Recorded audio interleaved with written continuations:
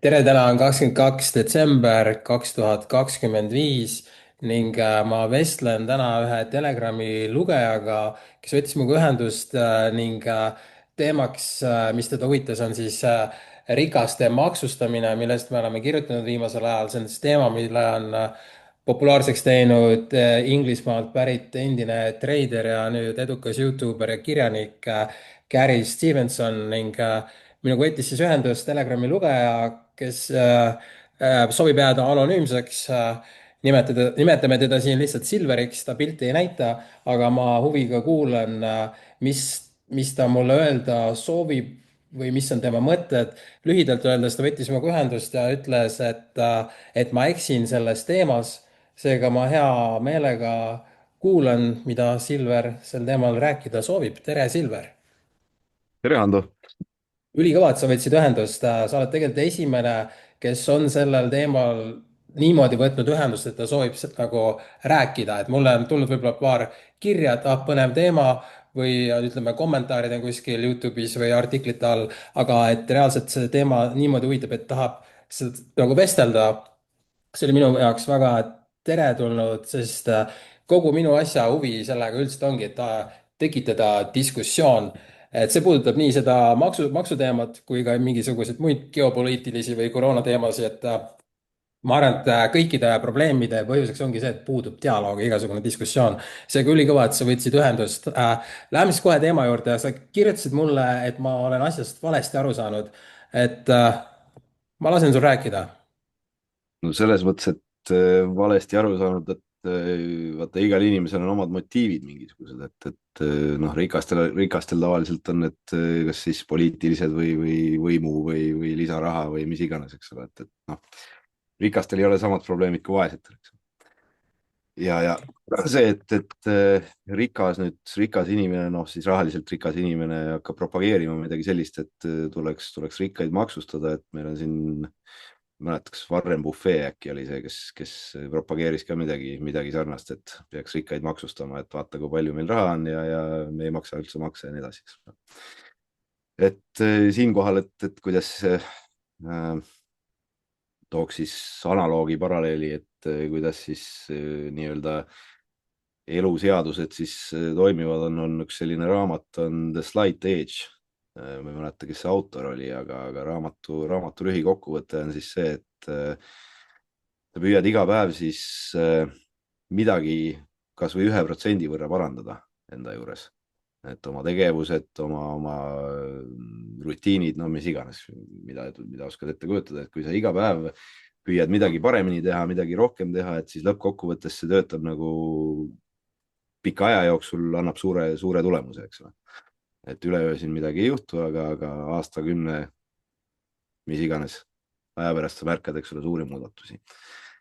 Ja on ka kunagi on selline teooria või noh, teooria, sisuliselt see on ikkagi fakt, et kui korjata kogu maailmast kõik nii-öelda vara kokku, eks ole, ja jaotada see võrdselt laiali, siis mingi aja pärast see vara siis jaotub ikkagi suhteliselt sarnaselt uuesti tagasi, nii nagu ta alguses oli. Ehk siis need inimesed, kes oskavad seda vara siis hankida endale, säilitada ja kasvatada, need inimesed jäävad reeglina samaks, et noh, et seal on mingid variatsioonid kindlasti, aga inimtüüp, eks ole, kes oskab siis vara soetada, säilitada ja kasvatada, et neid inimtüüpe on üldiselt ikkagi vähe. Ja sellele aitab kaasa loomulikult meie koolisüsteem, eks ole, kus siis õpetatakse töötegijateks, mitte siis ettevõtjateks, nii edasi, probleemide lahendajateks, vaid ikkagi selleks, et sa oskad käsku täita ja pabereid täita, eks ole. Et väga paljud maailma edukamad inimesed ei ole isegi põhikooli lõpetanud.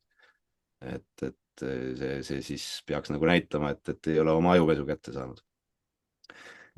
Ja siis Et jah, selles suhtes, et ma olen sinuga nõus, ma arvan, ma ei tea, kas sihuke uuring on tehtud, aga ma eeldan, et see nii on, et kui tõesti, kui jagada kõikide vahel võrdselt ära, siis ei lähe kaua aega, kui see läheb suht samasse auku tagasi. aga põhjus, miks ta läheb, on see, et kui me ei muuda, siis ütleme, teadlikkust sellest, kuidas nagu majandus töötab või miks me oleme üldse sattunud sinna olukorda, kus me oleme, kui me nagu hakkame neid nii-öelda probleeme lahendama nagu selles vana teadvuse tasandilt, siis kindlasti läheb kõik samasse kohta tagasi.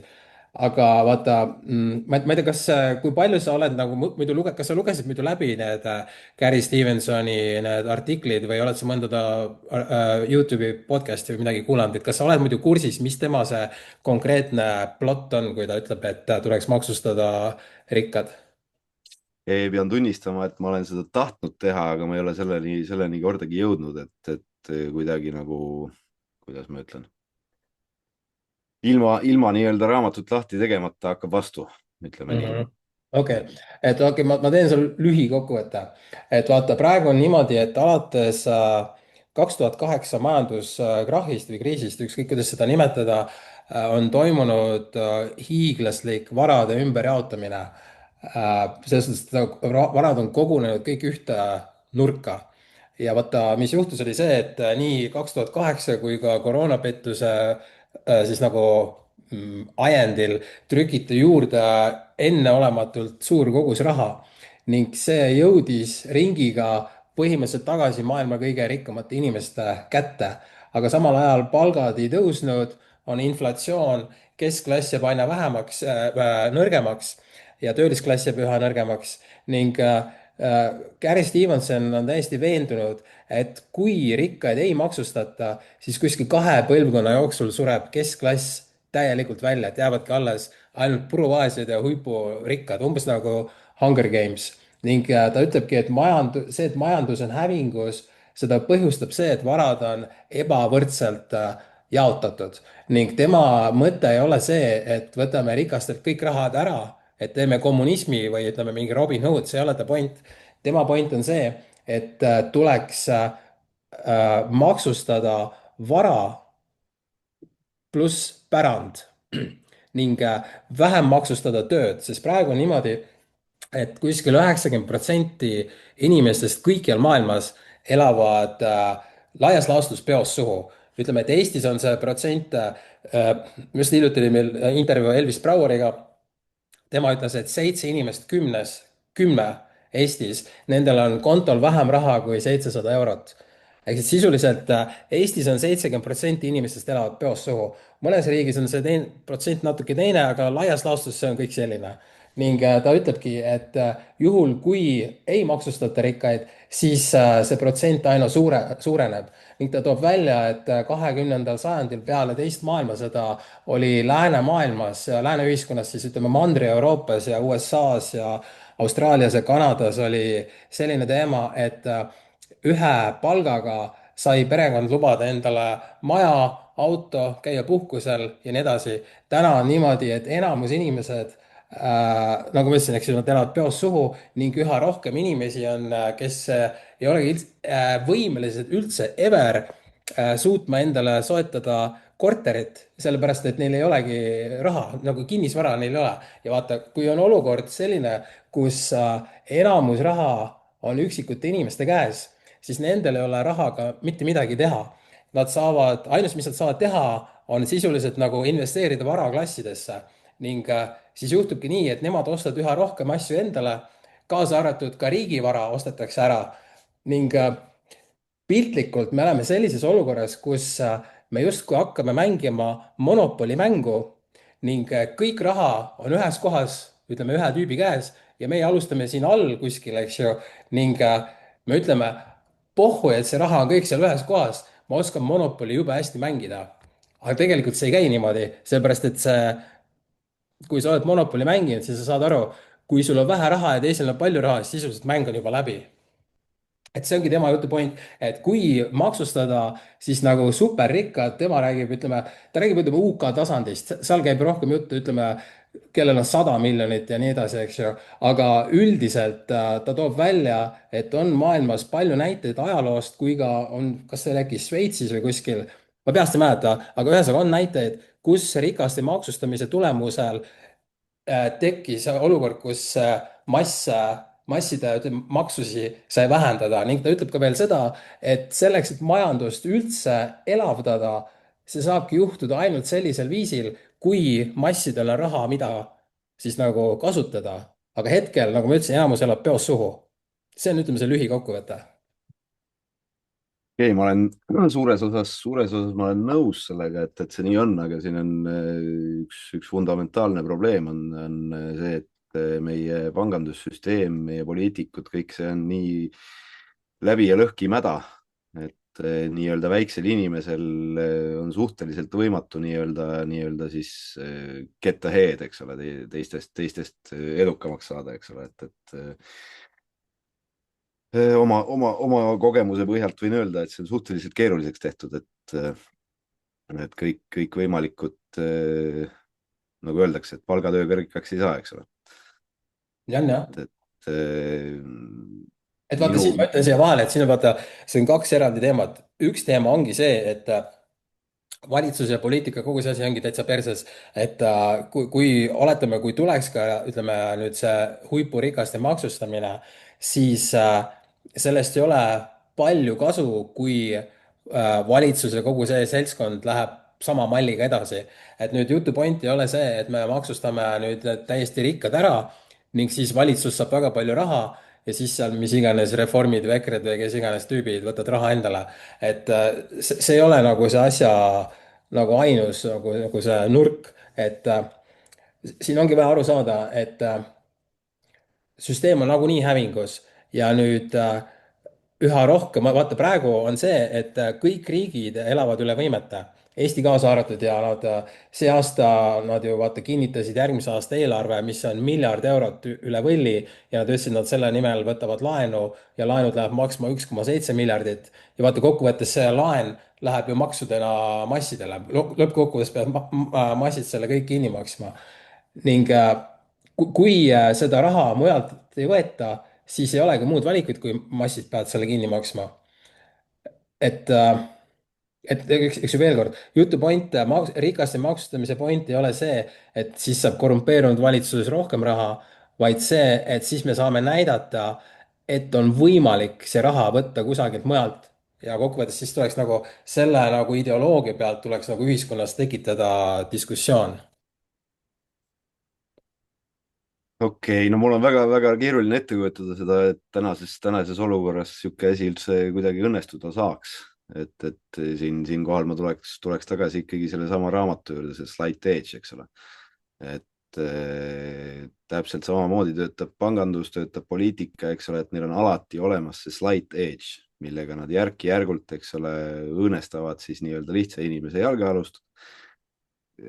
sina ei pruugi seda tähele pannagi, eks ole, et kui sul 1% sinu varast, eks ole, siin ühes kuus või ühes aastas ära kaob, eks ole, sa ei pruugi seda tähelegi panna, aga see on nii konstantne protsess, et see on matemaatiliselt garanteeritud, see väljatulek, see tulemus siis, eks ole, et sina jääd vaesemaks ja siis tipp saab rikkamaks, eks ole. ja see rikaste maksustamine, siin on meil Eestist isegi on üks näide lähiajaloost, kui Savisaar oli Tallinnas meil.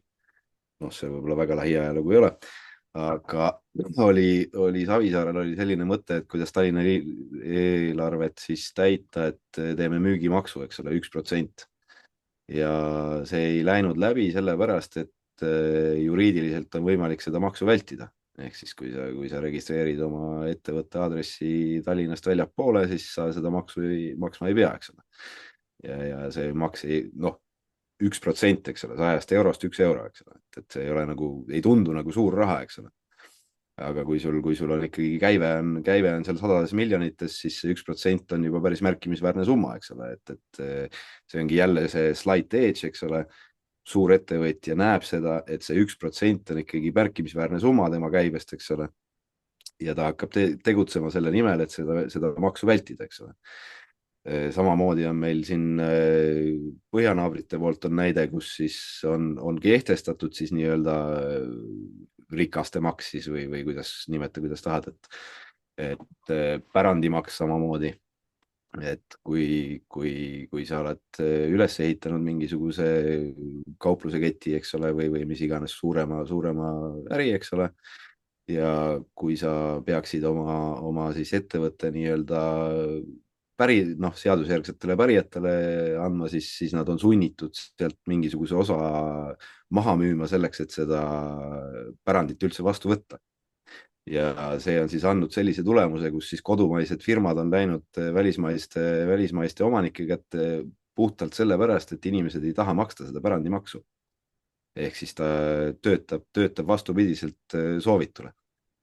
ma saan et aru, aga mitte, ma saan aru, aga vaata, see töötabki vastupidiselt soovitule sellisel juhul, kui ei mängita nii-öelda avatud kaartidega. et vaata tänapäeval isegi noh, kui tuleb nagunii see digiidee või ütleme muud tehnoloogilised lahendused, saad väga lihtsasti track ida, kust, ühesõnaga väga lihtne on track ida seda, kas see rahavoogude puhul on tegemist mingi süsteemitamisega või ei ole. et vaata siin kokkuvõttes on olukord on selline, et see keskklass jääb paratamatult kogu aeg vaesemaks. Ning küsimus on, kuidas me selle olukorra ära lahendame või me ei lahenda. see kokkuvõttes on tegelikult ainuke küsimus, et kui me nagu vaatame alates 2008 ehk siis laias laastus varsti juba 20 aastat, majandus läheb allamäge, seal võib olla küll niimoodi, et ta ütleb või ütleme mingi numbritega kuidagi näidatakse, et nagu tõuseb ja meil on mingi majanduskasv, siis nagu elukvaliteet, see läheb kogu aeg allamäge. Ning küsimus, nagu ma ütlesingi, kokkuvõttes on üksainus küsimus on, kas me midagi võtame ette või me ei võta ette. sest juhul, kui me ei võta ette, siis läheb kõik täpselt samas suunas edasi. majandusbuumi ei tule mitte kunagi. vaata Eestis, kas see oli, vist oli ka 2008, kui see käibemaks tõsteti 18 pealt 20 peale, öeldi, et see on ajutine, see on masu ja nii edasi, eks ju. Ja noh, seda tõstetakse kogu aeg juurde ja see igal pool mujal tõstetakse täpselt samamoodi juurde, sest et tegelikult on enamus riigid on täiesti pankrotis, et riigivõlad on hiiglaslikud, need aina kasvavad, äärmisel juhul suudetakse ära maksta ainult intresse ning seda maksavad ka põhimõtteliselt kodanikud. et küsimus ongi, et kas me midagi võtame ette või me ei võta ette, see on tegelikult ainus küsimus. mõnes mõttes sa andsid mulle vastuse oma jutuga, et kui me nüüd tahame midagi ette võtta ilma midagi, ütleme siis, kuidas see on, et suuna oma energia sinna, mida sa ise saad muuta ja ära suuna oma energiat sinna, mida sa ei saa muuta, eks ole, et tänasel päeval, kui me nüüd räägime sinust ja minust ja teistest väikestest inimestest, siis süsteemi meie muuta ei saa, eks ole. oled nõus? ja see peab tulema, kui üldse, see peab tulema süsteemi seest või süsteem peab ise ära mädanema no või just. jah, eks ju nii. Ja sellega sa mõnes mõttes andsid mulle vastuse, et sisuliselt tuleb väike inimene peab oma jalgadega või siis rahakotiga hääletama, eks ole, et kõige lihtsam aastatuhandeid ennast tõestanud süsteem on see, et tähendab siis tooda rohkem, kui sa tarbid, eks ole. ehk siis, et sul on üleliigne vara, millega siis teha midagi, mida sa soovid, eks ole. kuna me ilmselt enamus inimesi teab, et euro, dollar ja kõik muud sellised põlevad igapäevaselt, eks ole, ja kaotavad oma väärtust, mis on aastatuhandeid ennast tõestanud, on kuld ja hõbe, eks ole, mis siin viimaste kuudega on demonstreerinud seda, et see ka tõesti nii on, eks ole. et siin ei ole mõtet nii-öelda hinda taga hakata ajama, et oodata, millal kukub või mis iganes. et minu meelest kõige lihtsam lahendus nii-öelda tavainimesel siis teistest nii-öelda ette saada ongi see, et ta regulaarselt ostabki endale selle hõbemündi või kuldmündi, kui ta veidi varakam on, eks ole. mis aga on siis süsteem. kui ta ei ole varaku, mis ta siis teeb? no kui palju inimesi sa tead, kes ühe kuu jooksul 50 eurot ei ole võimelised kõrvale panema?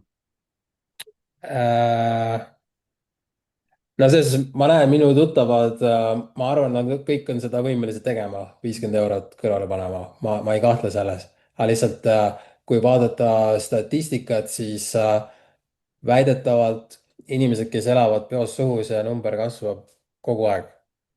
jah, selles mõttes, et me oleme nii-öelda, päris paljud ütlevad, et me olemegi juba praeguse seisuga apokalüpsis, ehk siis teiste sõnadega siis selle eesriide tõusmine, kus siis see Wizard of Oz tuleb nähtavale ja kuidas see lugu oli, eks ole.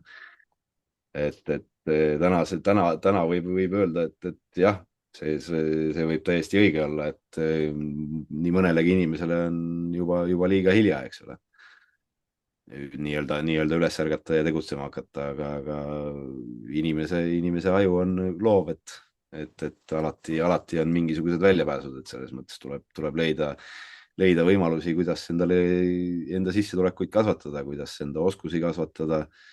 et minu nagu ma saan aru, kus sa lähed, aga selle kohta ütles Gary Stevenson umbes niimoodi, et kuna massidel ei ole raha, seega nad on jõuetud. ainus jõud, mis neil üldse on see, kui nad kuidagimoodi koonduksid.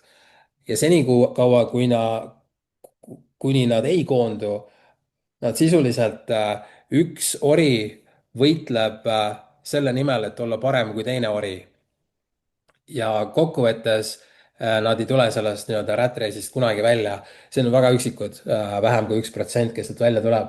sest et me elame ikkagi, reaalsus on see, kus need inimesed, kellel vaata, kokkuvõttes on see, kuna enamus inimesed elavad niimoodi, et neil läheb kõik sissetulek selleks, et maksta ära arved ja toit, eks ju, et neil praktiliselt ei jää mitte midagi alles, siis neil ei olegi võimalik investeerida mitte kuhugile, rääkimata sellest, et soetada kinnisvara.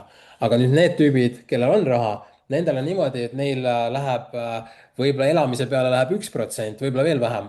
ja kui neil on niimoodi, et neil on pangas või kus iganes, neil on niivõrd palju raha, et neil on nagu see mis asi see on, see, mis tiksub iseenesest peale, kui sulle vaata, mis asi see on, liitintress või?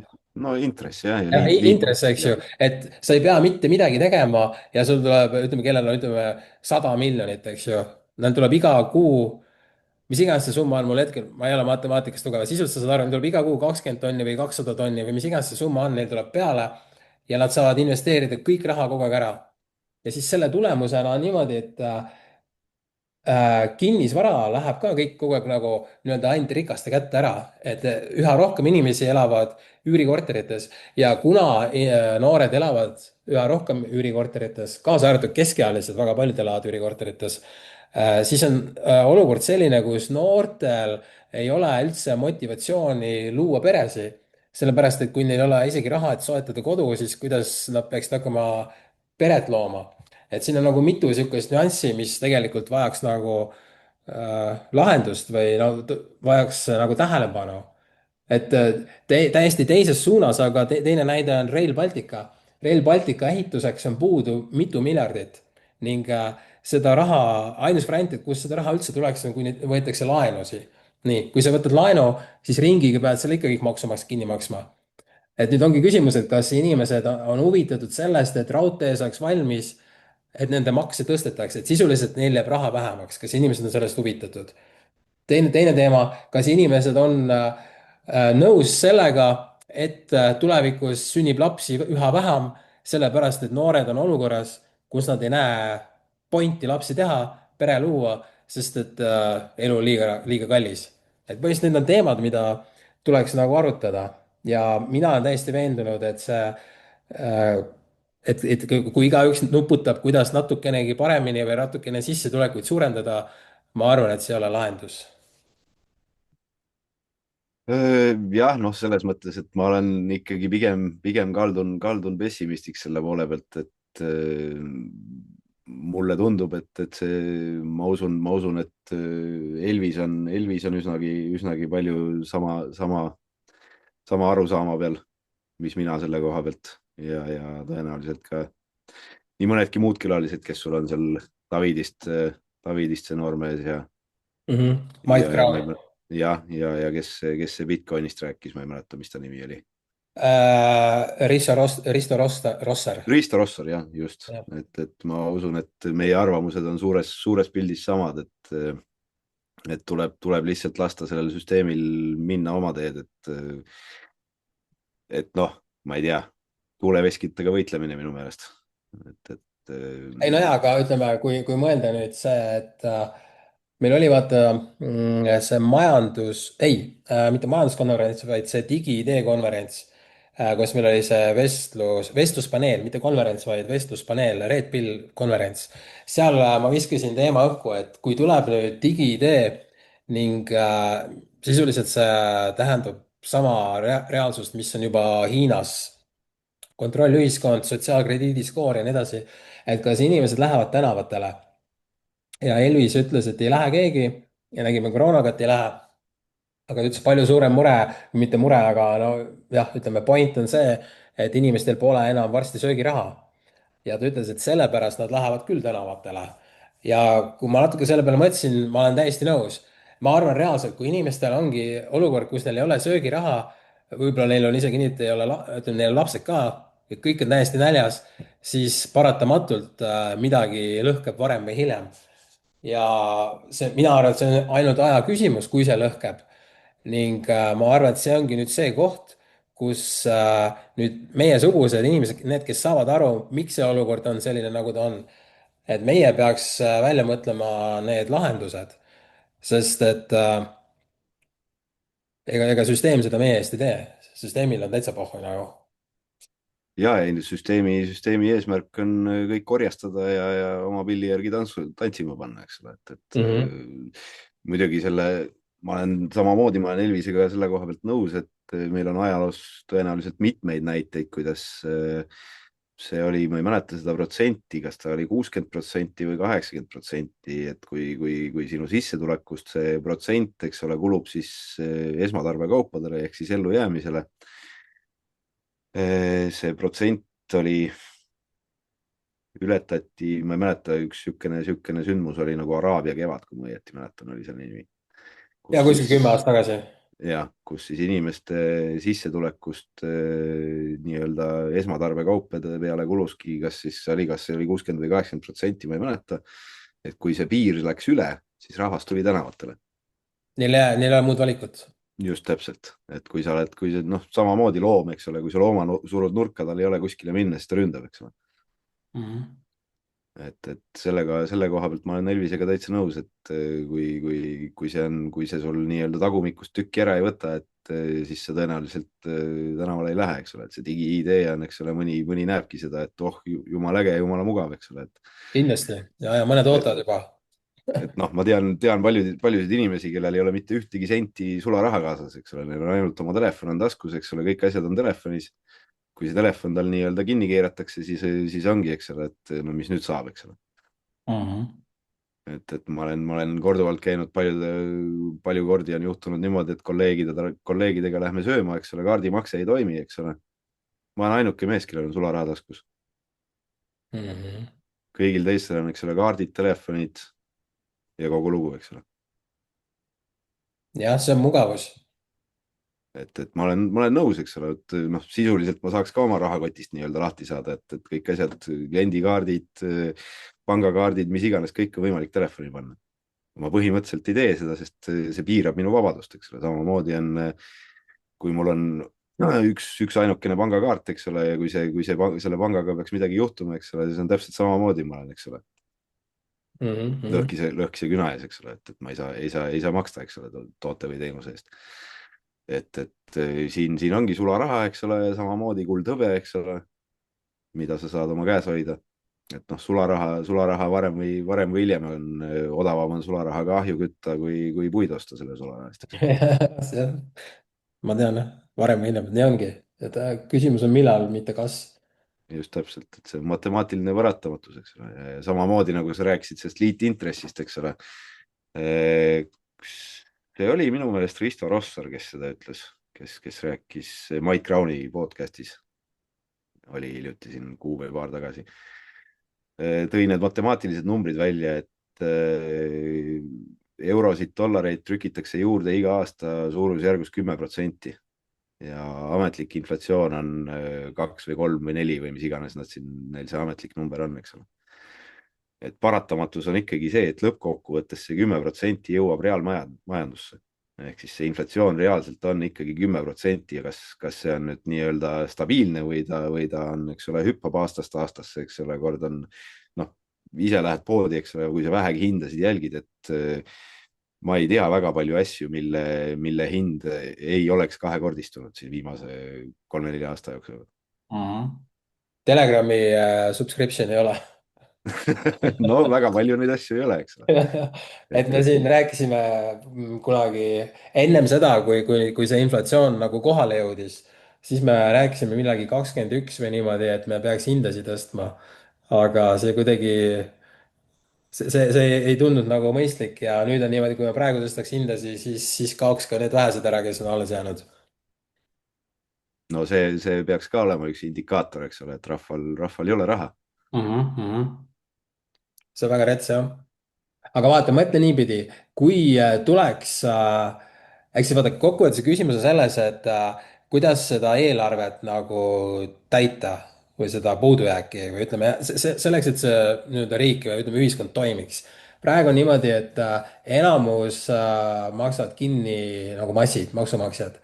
ja nüüd selle tulemusena, nagu me rääkisime, eks ju, enamus elavad peost suhu. ja kuna nad elavad peost suhu, siis ei olegi ju, siin ei olegi varianti, et see majandus üldse saaks kunagi hakata õitsema. või kuidas sa sellest aru saad? kas siin on variant, et majandus hakkab õitsema olukorras, kus enamus inimesed elavad peost suhu ning olukord läheb aina hullemaks? ma räägin sulle, kuidas majandus hakkab õitsema, noh, kui me astume süsteemist välja. kui meid on piisavalt suur hulk, kes astuvad süsteemist välja, hakkavad omavahel majandama, siis majandus õitseb. nojah, aga see uus süsteem, ma olen selles suhtes, ma olen nõus, et praegune süsteem on nagu jama, aga uut süsteemi ei looda ju päevapealt. loomulikult, täiesti nõus. et see siin tulebki mängu see, et sa pead iseennast harima, eks ole. mis sammud need on, mida sa tegema pead, et süsteemist eralduda. et noh, oota, loomulikult oota, see. oota, sorry. Vaata, mul on hoopis teised, küsimus on selline. nüüd see süsteem, kus me oleme, kas seda süsteemi on võimalik ka normaalselt käima panna? ma pean silmas just seda, et vaata, kokkuvõttes me kõik vajame nii-öelda baaslahendusi. me tahame, et meil see tuli põleks, majas oleks soe, et seal oleks see vesi kraanis ja ühesõnaga basic asjad. ja et see autotee oleks ja me tahame, et oleks politsei ja kiirabi ja tuletõrje. me tahame neid asju, need on ju justkui nagu juba olemas. kas, kas, mis sa arvad, kas on võimalik see praegune süsteem panna nagu inimsõbralikult tööle või sa arvad, ainus variant on teha uus süsteem? on küll täielik juhtkonna vahetus. aga mingi ideoloogiline muutus peab ka olema. vaatame niipidi, oletame, kui sina saaksid praegu kõiki asju juhtima, mida sa muudaks, kuidas sa teeks? annaks maksimaalselt vabad käed kõigile. mis see tähendab?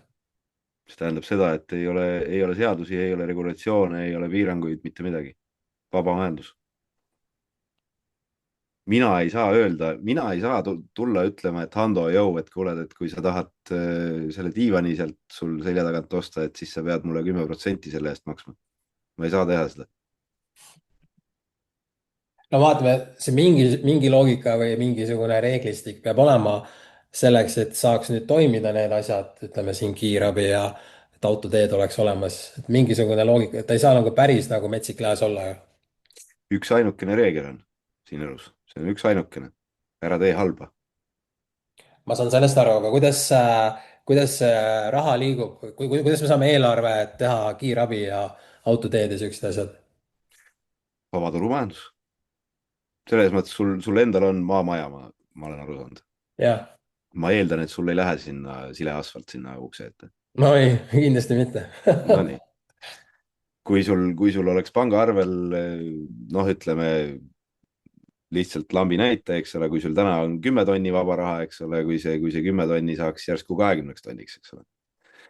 siis kas sa kaaluksid, et kui ma 10 tonni eest saan endale asfaldi sinna ukse ette, et kas ma siis teeks selle investeeringu? kui ma 10 tonniga saaks asfaldi, siis kindlasti teeks.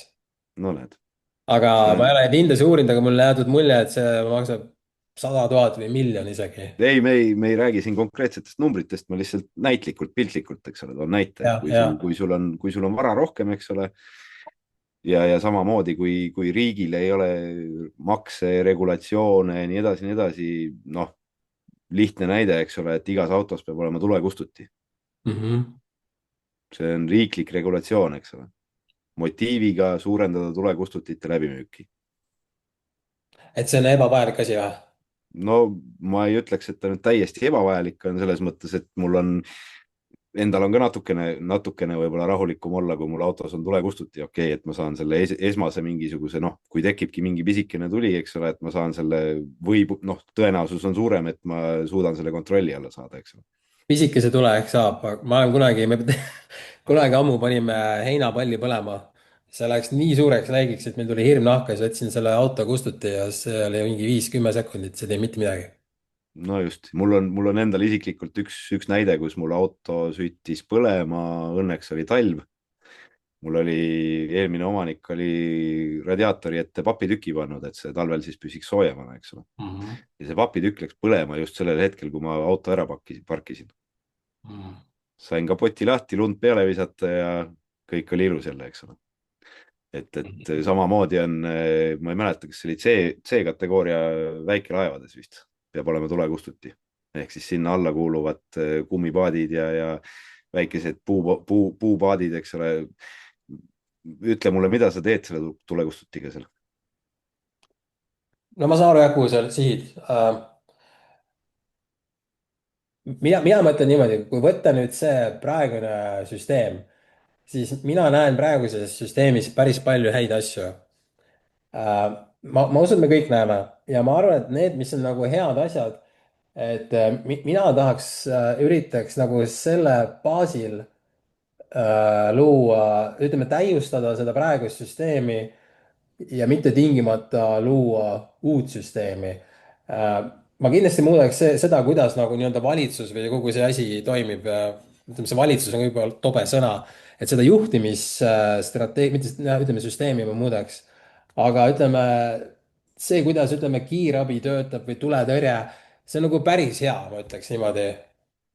Ja siin on veel, ütleme see, et siin on elekter olemas, see on nagu tore, et ma muudaks seda, et baasvajadused nagu näiteks elekter ja vesi ja siuksed asjad, et need oleksid päriselt ka rahva omad, nagu Eesti Energia öeldakse, et ta on rahva energia või rahva omad, tegelikult ei ole, eks ju. ma muudaks need asjad ära, aga laias laastus me jätaks väga palju samaks. ja minu meelest siin ongi küsimus, kuidas teha nii, et meil oleks rohkem raha, sisuliselt rohkem raha, mida kasutada. ja see nõuab seda, et eelarve oleks, esiteks, et ta oleks balansis. praegu on niimoodi, et iga aasta on ta miinuses, võttes kogu aeg asju juurde, et esiteks peab nagu neid kulusid vähendama riigi tasandil ja peab vaatama teisi allikaid, kuskohast see raha siia liigub.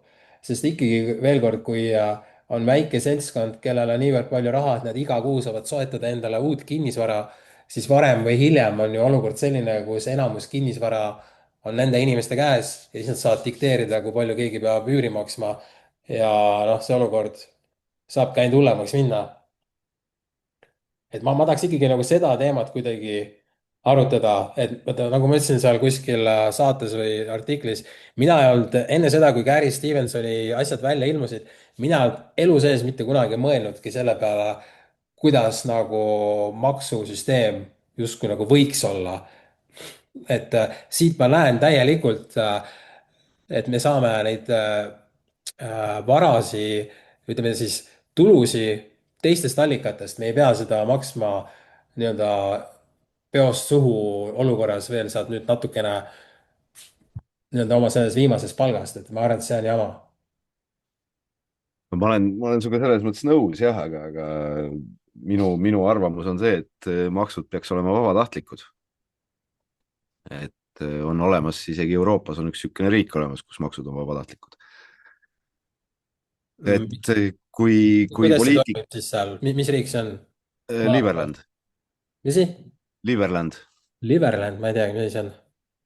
no see on üks pisikene, ma ei teagi, ta ei, seal 2, 3, 4 ruutkilomeetrit, midagi sellist, imepisikene maa. et seal aga on, palju, seal on, palju siuksel riigil neid makse vaja üldse on? ma ei ole nüüd väga kursis sellega, mis seal nüüd täpselt toimub või kuidas need süsteemid üles on ehitatud, aga nende raha on Liberland dollar plokiahelas, läbipaistev, kõik on näha, kuhu maksuraha kulub. ehk jah, siis sellega ma olen nõus, seda peaks ka olema näha ja siin peaks olema valik, et inimesed saavad kaasa rääkida, kuhu ta kulub. mitte nii, no et me teeme miljardi miinust ja siis võtame laenu ja siis 2 aasta pärast te maksate kinni. praegu on niimoodi, et valitsus ju, see Kristen Michali valitsus ütles ja, et meie eelarve järgmine aasta on miljard puudujääk ja selleks võtame laenu. laen on 1,7 miljardit ning terve Riigikogu peale oli ainult üksainus inimene, kes ütles, kuule, see ei ole mõistlik ja see ei ole normaalne. et miks te ei tee niimoodi, et eelarve püsib balansis. aga vaata, kui me oleme olukorras, kus terve Riigikogu peale on ainult üks tüüp, kes ütleb, et kuule, et see ei ole normaalne, siis olukord täiesti perses. et vähe sellest, et me ei saa nagunii kaasa rääkida nendes asjades, seal need 101 inimest, kes seal on, need 100 tükki on täiesti piilikud, et nad midagi vahele ei räägi seal. et selles suhtes olukord on vapse perses ta on nagu täiesti jabur, ma ei tea, kui sa oled näinud seda filmi Idiocracy, et mul on täpselt sihuke tunne iga päev, et me elamegi Idiocracy's. ja ma olen näinud seda filmi et kuidas ma ütlen, ma olen oma naha peal saanud seda tunda, noh, et ma olen, kuidas ma ütlen, oma siis nii-öelda eetikapiiride peal käinud selle koha peal, et kui sul ikkagi reaalselt topitakse raha suu topitakse raha täis sõna otseses mõttes, siis sa mingi piirini oled nõus, et sa noh, ütledki, et 2 + 2 on 5. ja muidugi et absoluutselt. sa oled ise ka minu meelest seda välja öelnud, et kui te mulle, ma ei tea, miljardi annate, et siis ma võin öelda, et vaktsiinid on head ja nii edasi, eks ole. selles suhtes ma võin, ma võiks seda niisama ka öelda, see on nagu, see on, ütleme naljaga, eks ju, kokkuvõttes ma saan aru, kuhu sa nagu lähed, et kindlasti kõik on äraostetavad. ma arvan, et minul on hind, sinul on hind. aga vaata, see hind on ainult sellisel juhul, kui ütleme,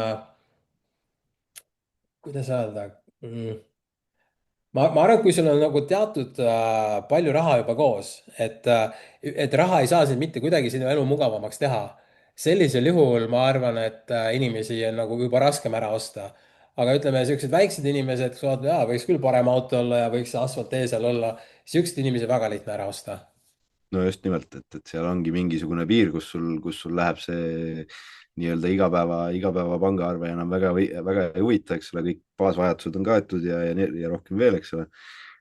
et siis tulevad mängu juba mõjuvõim, siis mingisugused psühholoogilised probleemid, noh, ma eeldan, et meie poliitikutel on 99% poliitikutel on mingid psühholoogilised probleemid, mingisugused lapsepõlvetraumad, kus nad siis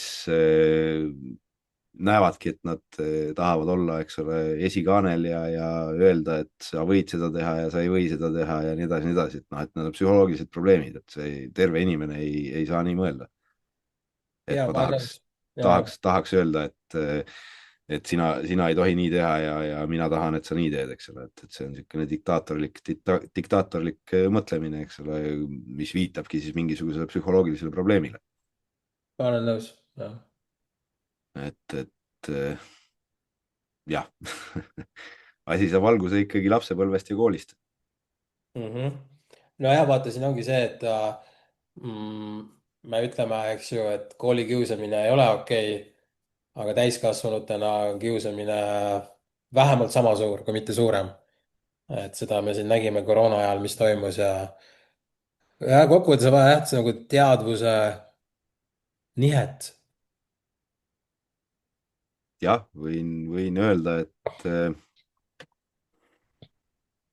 et mul on mingisugused teadmised selle koha pealt, et midagi sellist on tulemas, aga kui suures mahus ja mis tagajärgedega, et seda ei oska öelda, et vaata, millest sa räägid, mis asi tulemus on siis?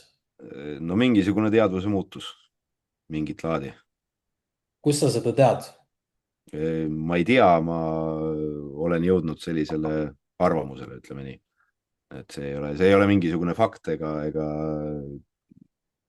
jah, nii-öelda paberi ja pliiatsiga ära tõestatav midagi, vaid see on niisugune aimus, tundus, Mhm. mingisugused tõendid selle kohta on ka olemas, aga jah. okei okay., ma ei ole seda tajunud. Koroonaga nägin pigem vastupidist, et vaatasin, et inimesed on täitsa lootusetud. ma arvan siiani, et kui nad teeks uue nii-öelda koroona või mis iganes nad sinna uudistesse panevad, enamus usuks ja kuuletuksid ja oleksid sekundiga tagasi zombid, kui valitsus nõnda ütleb.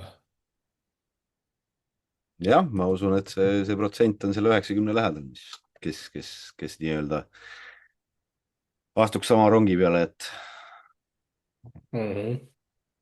et see on ikkagi, ma räägin, asi saab, noh, ma olen, mis ma oskan nüüd isiklikust kogemust, mul on hiljuti, ma soetasin endale ühe siis võib isegi öelda, et hüpnoosivahendi. et vaata, öeldakse, et inglise keeles on television programming, eks ole. Mhm.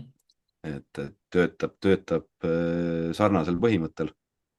mis see ehk on? siis kõrvaklapid, kus on siis silmaklapid küljes ja silmi siis stimuleeritakse LED-lampidega. ehk siis, mis aa, siis ma olen näinud neid jaa. muudab su ajulaineid, eks ole, ja siis hakkab su alateadvust programmeerima, eks ole. See et see virveldab hästi kiiresti, eks ju. just, ehk Mhm. siis ta muudab su ajulaineid ja muudab su aju siis vastuvõtvaks, eks ole, et oota, programmeerib kaua su. sa seda kasutanud oled? Ma sain ta kätte umbes, umbes täpselt 2 nädalat tagasi. Ja mis sa siiani tajunud oled siis? Äh, kuna mul ei ole nagu väga palju vaba aega olnud, et siis nii-öelda testida seda siis nii-öelda igapäevaelus, et enamus teste on piirdunud sellega, et ma nii-öelda panen ennast magama sellega. aa, ja, aitab ja, uinuda, jah? ja reaalselt sõna otseses mõttes esimese päevaga ma tundsin seda, et järgmine päeva hommikul mul oli tunduvalt kergem ärgata, mul oli tunduvalt rohkem energiat, pea töötas paremini, nii edasi, nii edasi, et hetkeseisuga ainukene negatiivne lugu, mis ma selle kohta oskan öelda, et väiksed tehnilised probleemid on olnud, Mhm. et väiksed töötõrked, aga muidu praeguse seisuga ainult positiivset. mis see seadel siis maksab? klapid ise ma sain selle Black Friday hinnaga ehk siis $760 on need klapid, ma sain umbes täpselt 500 eurot tuli klappide hinnaks, kui ma õieti mäletan. Mhm. ja siis aastane subscription siis sinna peale veel, eks ole, et see kogu kulu nii-öelda aastase tellimusega oli seal 700 euro alla midagi. aa, et see nagu subscription on 200 aasta või? $260, kui ma õieti mäletan, oli aasta. aga seal on siis erinevad programmid või mis asi sa ja, seda? ahah, päris kavalad, et nad seda subscription'it peale müüvad. kas seda no saab seal ilma ka või? ma mõtlen, kas seal ei ole mingi paar-kolm programmi, mis on ja kuidagi sa saad täiesti tasuta tavaliste klappidega seda ka proovida, et ma enne, kui ma selle subscription'i või noh, siis tellisin need klapid, enne seda ma kuskil niisugune äkki nädal või midagi sellist, ma nii-öelda tegin test drive'i sellele ja noh, ma tundsin, noh, mingisuguseid tulemusi tundsin ja siis ma eeldasin, et okei, et kui me paneme siia need silmaklapid ka juurde, et siis tõenäoliselt on tulemused kiiremad ja paremad. Mhm. et puhtalt ainult klappidega ta töötab siis nende helilainetega, ehk siis samamoodi sinu kõrvad võtavad sisuliselt 100% ajast võtavad teavet vastu, eks ole. Mhm. et isegi kui sa magad, siis kõrvad töötavad. Mhm. põnev. ma pean võtma ühe lusikatäie siit oma homöopaatiat, kelle helises mul natuke hääl ära, natuke tõbine veel. nii, aga okei, Silver, kas tõmbame otsad kokku või tahad sa sellel konkreetse maksustamise teemal veel midagi jagada või mõelda? mis sa arvad, kas seda teemat võiks üldiselt ühiskonna tasemel arutada? ma ei arva, et siin nagu selles mõttes oleks midagi produktiivset arutada selles suhtes, et kui me ikkagi lähtume sellest, et tänane süsteem on selline, nagu ta on, siis ma ei näe nagu reaalset võimalust, et väike inimene saab midagi muuta. ikkagi see tuleb ikkagi selles mõttes rohujuure tasandilt. Nii-öelda jalgadega hääletamine, eks ole, et sa ei lähe Selverisse, sa ei kasuta eurot, sa ei maksa makse, nii edasi, nii edasi. ei, ma mõtlen, sa kui me oleme ikkagi olukorras, kus inimestel on üha rohkem kitsas ning nagu Elvi saate arvas, et digi-ID peale ei lähe keegi tänavale, aga minnakse tänavale, kui raha saab otsa. et kui raha saab otsa ja ta ühel hetkel tõenäoliselt saab, ta kindlasti ei saa teises suunas minna, sest viimased peaaegu 20 aastat on see trend läinud allamäge kogu aeg niimoodi, eks ju. inflatsioon ja kõik need värgid, palgad ei tule kaasa, siis varem või hiljem see nii-öelda pauk käib ära ja siis on nii-öelda inimesed tänavatel. siis ongi küsimus, mis nüüd saab. no see on soodne võimalus diktaatori tõusuks. kindlasti. et ajalugu ei kordu, aga riimub. Mhm. et mina kahtlustan, et kui me ikkagi rohujuure tasandil ei hakka samm-sammult liikuma süsteemist välja, siis ma kahtlustan, et kõik kordub.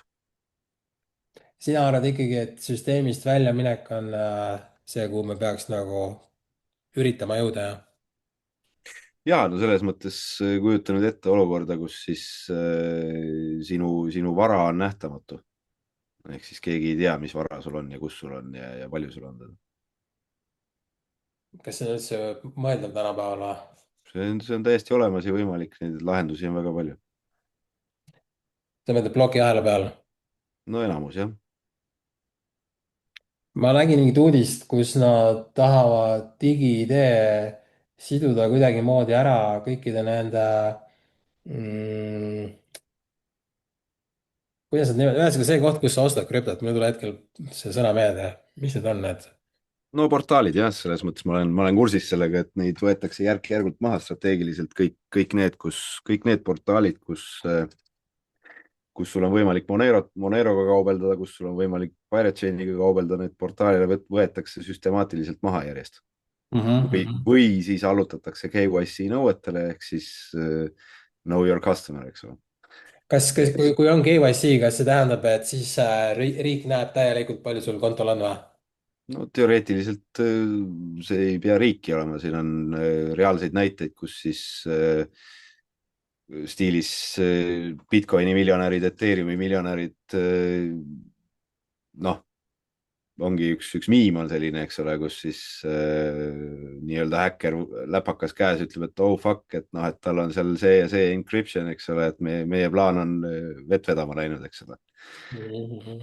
Ja siis seal all on siis järgmine pilt, kus siis vend tuleb, et jõu, et näed, et siin on see viiedollarine mutrivõti, eks ole, et mine peksa teda nii kaua, kuni ta sulle oma paroolid ütleb. ja, ja. See ongi läbinähtavus, eks ole, et mina näengi, et noh, täpselt samamoodi nagu sularaha on mõnes mõttes anonüümne, eks ole, noh, ta ei ole nii palju anonüümne, et kui sa lähed tänaval kaupmehe juurde, lööd oma rahakoti lahti ja seal on suur patakas eurosi, eks ole, siis ta ei ole enam anonüümne, eks ole. ja aga politsei kui võib sa, tulla su koju läbi otsima ka, kui see neile väga ei meeldi. no just täpselt, aga kui sul on privaatne krüpto, eks ole, siis keegi ei tea seda, noh, sa oled ostnud selle privaatselt, sa hoiustad seda privaatselt, see krüpto on privaatne, eks ole. kui keegi ei näe seda, samamoodi, eks ole, kuld ja hõbe. noh, kuld ja hõbe on paratamatult, sul on vaja nii-öelda litraaži, kus seda hoiustada, et see on füüsiline asi, eks ole, et ta on noh, paratamatult ta on ajaloos kõige nii-öelda turvalisem lahendus, eks ole, süsteemiväliselt, et nii palju, kui meie kaasaegne ajalugu räägib, et digitaalseid lahendusi meil varem pole olnud, aga noh, see on vaieldav koht, eks ole. jaa, hästi et, öeldud. et mina näen ikkagi lahendust selles, et järk-järgult sa teed neid samme, õpid, harid ennast, mismoodi süsteemist välja astuda ja kui noh, see ongi see, et vaata, kui see Kristjan Michal peab tulema sulle ukse taha, et kuule, Hando, et jõu, et ma tahaks seda teed ehitada, et kas sa oled nõus mulle, ma ei tea, 1000 eurot andma selle eest või? no kui ta asfalttee teeb, ma olen kindlasti nõus. No aga kui see valuuta, mis sa talle maksad, eks ole, on noh, a la Bitcoin, eks ole, sa teed selle kande ära sinna Michali arvele, eks ole, ja siis sa vaatad, et jopt või, Michal kandis sealt tonnist, kandis 9 sotti mingisugusele sugulasele. Mhm. Ja siis tuleb, ütleb sulle, et kuule, jõu, et vaata, ma tegin tee valmis, et jumala äge onju. Et ma tulen järgmine kord sulle ukse taha, et kuule, et ma tahaks, ma ei tea, kiirabiteenust parandada, et kas sa oled nõus tonni andma või? Kas sa siis äkki küsid, et kuule, et viimane kord ma andsin sulle tonni, aga 9 sotti sa kandsid kuskile sugulase arvele, et mis värk sellega on? Mhm. Kui ta sulle seda adekvaatselt ära ei suuda seletada, siis sa järgmine kord seda tonni ei saa, eks ole. no ta nii peaks olema jah, No just täpselt, aga meil ei see ole ongi, praegu eks ole, valikut, meilt võetakse vägisi ära või noh, me läheme no poodi, ostame need asjad selle 24%-ga seal, eks ju.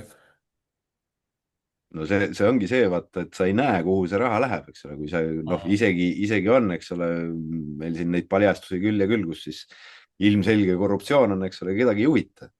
ei huvitagi aga jah. kui, aga kui sinu vara on nähtamatu, eks ole, ja poliitik ongi sunnitud sulle nii-öelda sõna otseses mõttes ukse taha tulema, et Ando, kuule, et mul on niisugune projekt, et kas sa oled nõus rahastama seda? no ta peakski olema selline, et me saame noh, kaasa rääkida selles, kuhu me raha paneme, mida me sellega teeme, ta peakski nii no olema. täpselt see ongi, mina näen lahendust, näengi seda ja sedapidi, et nii-öelda eraisik, eks ole, väike inimene, tema raha on siis anonüümne, keegi ei saa kontrollida, kust ta sai, kuhu ta maksis, mida ta tegi sellega. Ja valitsuse raha on siis avalik ehk siis stiilis Bitcoin, eks ole. Ja ma Et olen nõus, ta peakski olema nii. kui see Michal lähebki ja kannab sealt Bitcoinist X summa, eks ole, oma sugulasele, et kuule, et näed, et see sugulane tegi mulle arve, et näe, ma ehitasin teed, onju. et noh, poliitikul ongi 100% vastutus, eks ole, näed, sinu käsutuses olid need vahendid, sina kasutasid neid nii ja nii, eks ole. kus on su konkureerivad pakkumised? täiesti läbinähtav, eks ole. Mhm. Sa esitad mulle konkureerivad pakkumised, miks sa valisid oma sugulase, et ta selle töö teeb, eks ole. seleta ära mulle, põhjenda ära mulle, eks ole. kui sa suudad mulle adekvaatselt ära põhjendada, et miks sa siuksed kulutused tegid, eks ole, läbinähtava plokiahela peal näidata mulle, et näe, ma maksingi siukse ja siukse summa, eks ole. See Mhm. on noh, loomulikult sealt on võimalik edasi arendada, eks ole, et teha fiktiivseid tehinguid, eks ole, nii edasi, et seal on ka manipuleerida võimalik, eks ole, aga see muudaks asja nagu oluliselt lihtsamaks. ma saan aru jah. Mhm.